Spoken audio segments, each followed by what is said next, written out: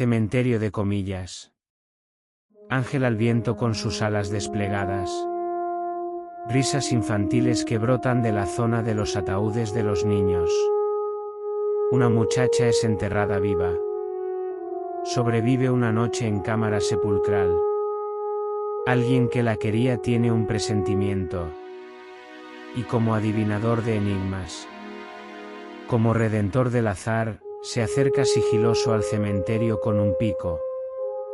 Destroza su nicho, saca el ataúd y lo abre.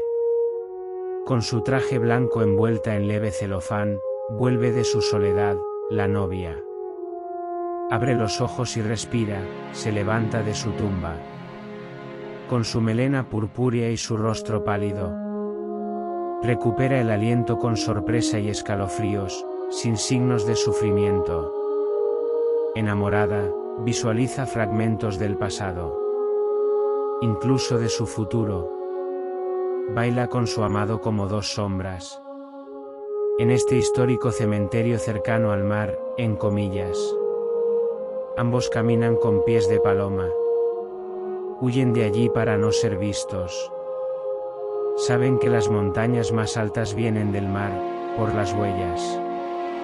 Su voluntad prisionera se libera. Agitados por vientos comunes. Ella gime por recuerdos malvados. Él la abraza y llora. El mar duerme en su profundidad como un oscuro monstruo.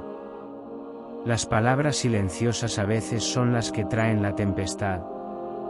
Ellos prefieren consolar al mar cantando. Alguien hizo un corto de esta historia.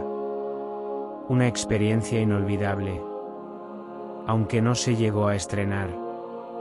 El corto existe, como la muchacha.